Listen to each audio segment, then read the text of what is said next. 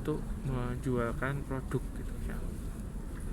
Nah itu dicontohkan di dalam modul itu antara mobil Ford dengan Mazda.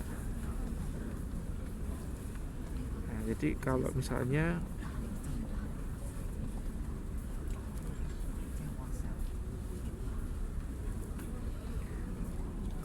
mobil Ford itu produksi di Jepang ya, nanti produksinya nanti Jepang ya, Mazda yang menghandle. Sebaliknya kalau Mazda menjual barangnya di Amerika, nanti Ford yang akan membantu ya untuk produksinya dan pemasarannya. Jadi pemasaran horizontal itu seperti itu. Lalu yang keempat, sistem pemasaran saluran ganda. Nah kalau ganda ini campuran dari pemasaran vertikal dan pemasaran horizontal ya, dia juga jual sendiri tapi dia juga lewat pihak kedua, pihak lain untuk membantu dalam proses pendistribusian barang. Yaitu ada 4, ada perkembangannya ada 4.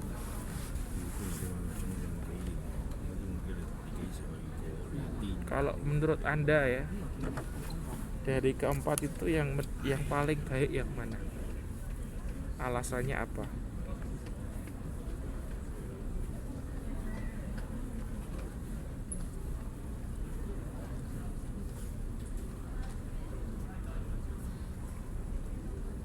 Dari keempat tadi ya, ada konvensional, vertikal. Ya menurut Anda paling baik yang mana? Yang mana Mas? Kenapa?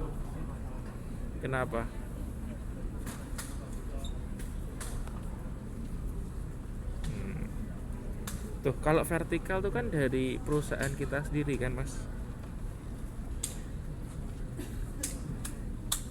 Nah cuman gini, ada keterbatasannya.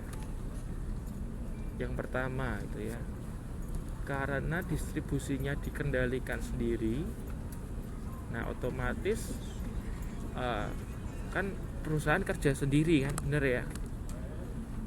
Jadi melakukannya sebetulnya sendiri kan. Nah kalau melakukan sendiri,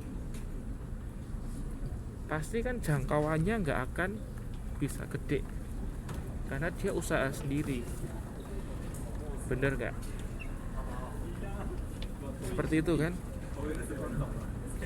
Jadi kalau vertikal itu kan sebetulnya perusahaan mendistribusikan barangnya sendiri. Nah kalau dikerjakan sendiri, nah berarti kan nggak maksimal juga kan, orang dikerjakan sendiri kan. Kalau dia mau mengajak kerjasama dengan beberapa perusahaan kan jauh lebih baik. Oke, ada lagi pendapat yang lain.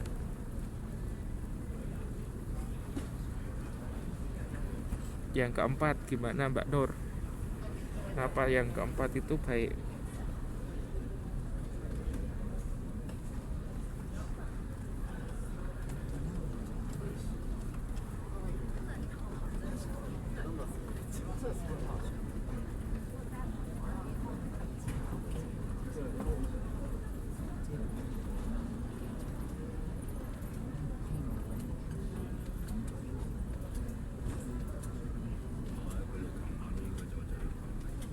Kenapa yang berganda itu baik?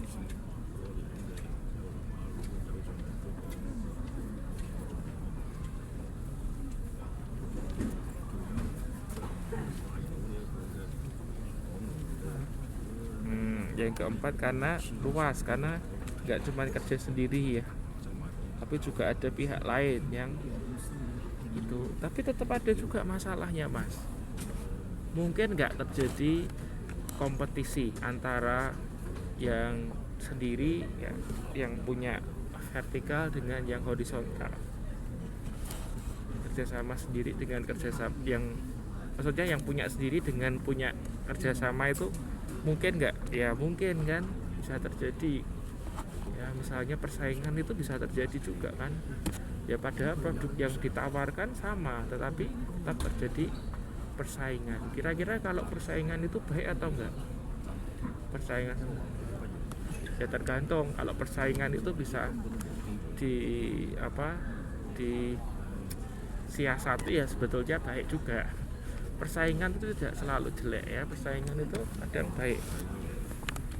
Nah tapi tetap ada hal, maksudnya yang saya mau sampaikan, tetap ada hal buruknya ya kan, benar ya. Pemasaran saluran berganda pun tetap ada sisi buruknya, ya bisa menciptakan persaingan. Oke, ada lagi pendapat yang lain. Jadi sistem yang kedua dan keempat ada kejelekannya. Ada yang punya pendapat lain nggak?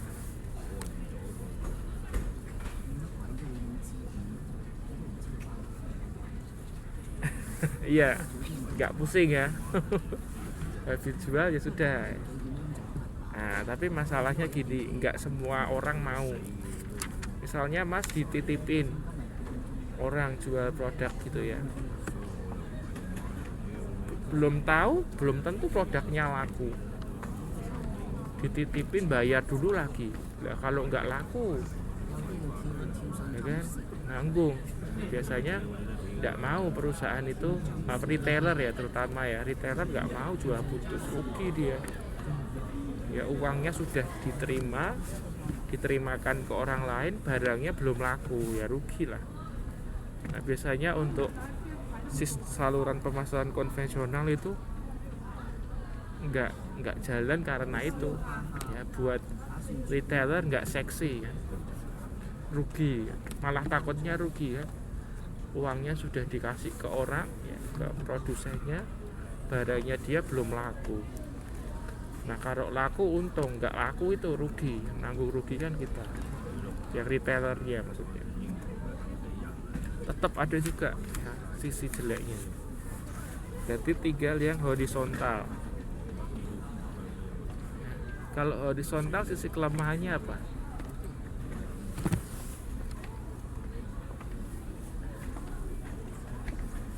Horizontal sisi kelemahannya apa?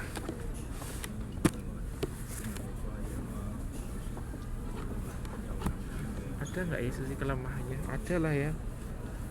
Itu kan praktek yang lazim dipakai pada pemasaran internasional kan.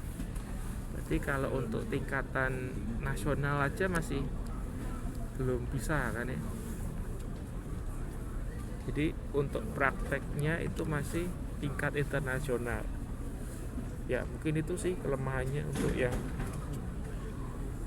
sistem pemasaran horizontal. Ya kalau terjadinya di tingkat nasional, tidak menutup kemungkinan juga akan terjadi persaingan ya, apalagi untuk produk-produk yang sama. Misalnya mobil Mazda dengan mobil Ford, kan sama-sama mobil, bisa terjadi persaingan gitu kan. Malah persaingannya lebih sengit kan, produk yang dijual lain, brandnya lain, tapi dari sisi yang ditawarkan sama.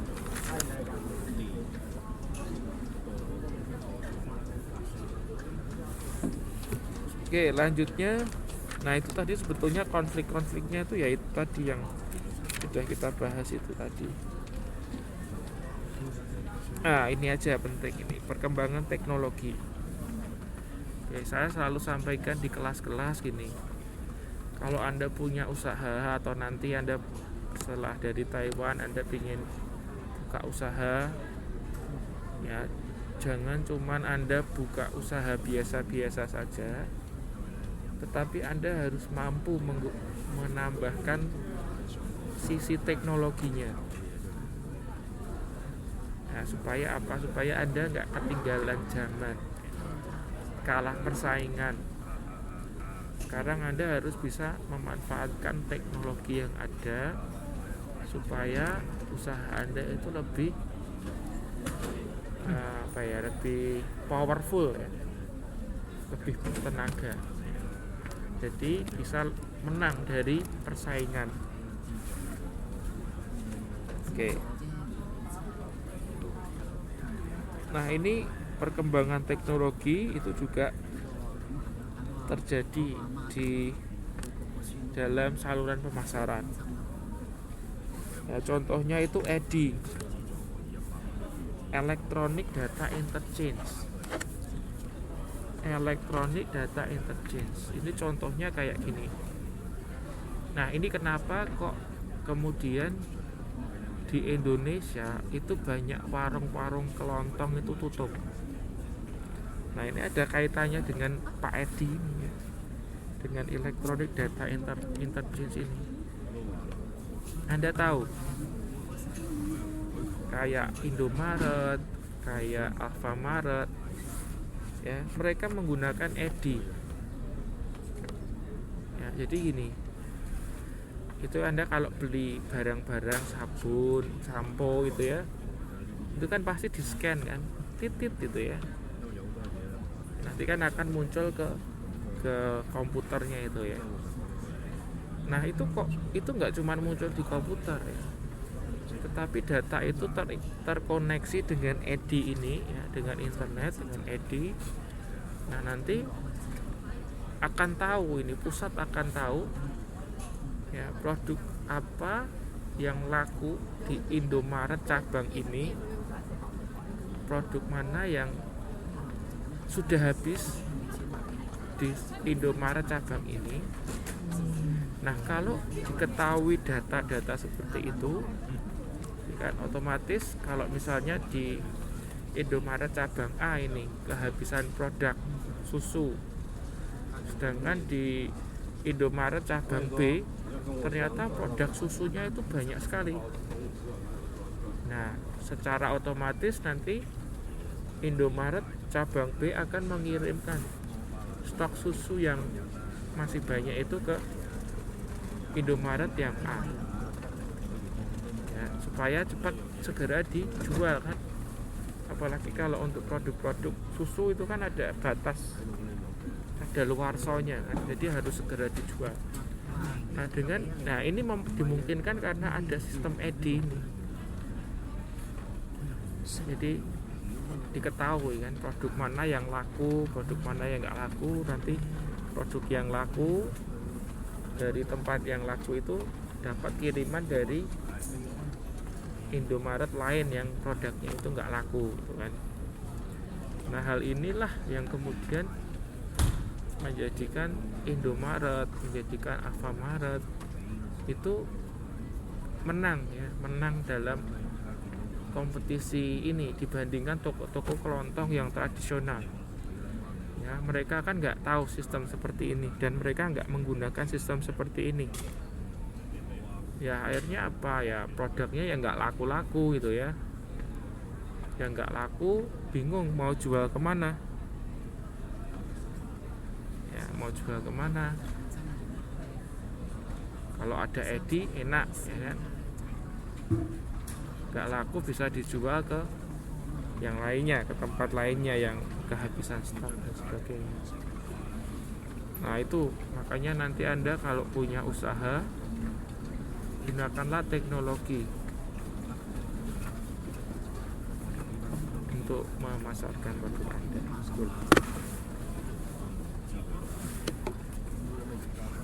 Oke, itu aja paling materi yang saya mau sampaikan hari ini. Sampai di sini ada yang mau ditanyakan nggak?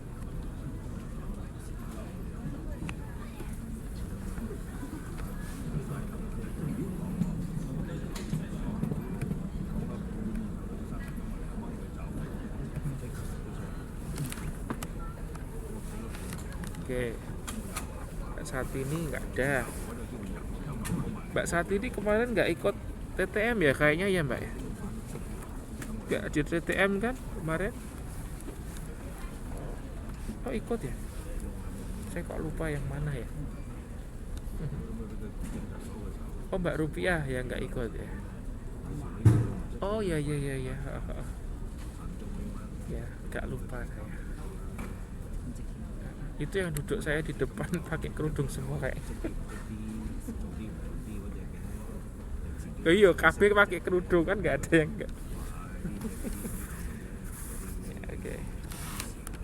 Ya oke, kalau nggak yang lain ada pertanyaan nggak mengenai materi malam hari ini?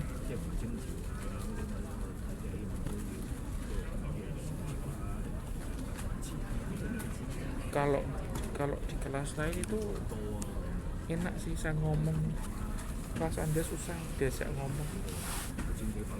Kalau di kelas lain biasanya teman-teman itu yang presentasi sendiri, nanti saya yang pick up mereka, jadi enak belajar.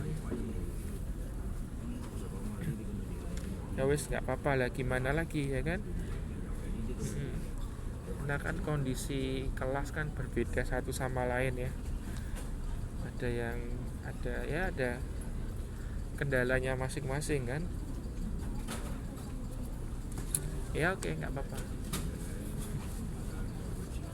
Ya udah, kalau nggak ada pertanyaan, kelas kita bisa akhiri sampai malam hari ini. Terima kasih ya. Minggu depan, minggu depan juga kita akan gabung nih online ke-5 dan ke-6. Soalnya sudah nggak ada waktu lagi kan ya. Karena tanggal 10 itu kan TTM terakhir itu. Jadi minggu depan kita juga akan gabung online kita ke-5 dan ke-6. Online ke-5 kita akan bahas modul 8. Online kita ke-6 akan membahas modul 9. Oke, jadi minggu depan silahkan dipersiapkan materi. Kalau Anda mau baca dulu jauh lebih baik. Jadi kalau ada saya tanya Anda bisa menjelaskan. Oke. Ya udah gitu. Terima kasih. Selamat malam. Yang mau istirahat selamat istirahat. Yang masih ada kerjaan selamat bekerja, selamat beraktivitas. Sampai ketemu minggu depan ya. Oke, good night.